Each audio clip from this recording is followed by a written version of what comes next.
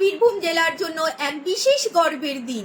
আমাদের মাটির মানুষ, আমাদের প্রাণীর কাছে দুই ব্যক্তিত্ব যখন রাজ্যের গুরুত্বপূর্ণ মন্ত্রণালয়ে দায়িত্ব পান, তখন সেই আনন্দ ভাষায় প্রকাশ করা কঠিন। আজ আমি তাদের উদ্দেশ্যে আমার এই বার্তাটুকু উৎসর্গ করছি। আমাদের বীরভূমের সন্তান শ্রদ্ধেয় জগন্নাথ চট্টোপাধ্যায় দাদা শিক্ষা দপ্তরের মতো একটি অত্যন্ত গুরুত্বপূর্ণ এবং সংবেদনশীল মন্ত্রণালয়ের দায়িত্ব পেয়েছেন তিনি।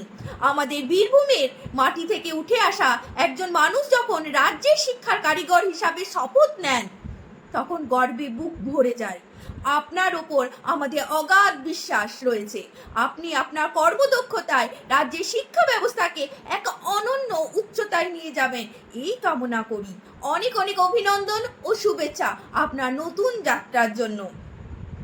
পাশাপাশি বাংলার কৃষকদের প্রাণ স্পন্দন বীরভূমের মানুষ দুধ কুমার মণ্ডল দাদাকে জানায় হৃদয়ের গভীর থেকে আন্তরিক অভিনন্দন।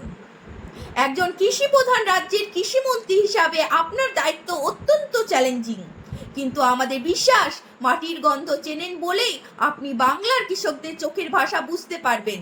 আপনার হাতের ছোঁয়ায় বাংলার কৃষিতে নতুন বিপ্লব আসুক, বীরভূমের গৌরবকে আপনি বহুগুণ বাড়িয়ে তুলুন, এই প্রার্থনাই করি।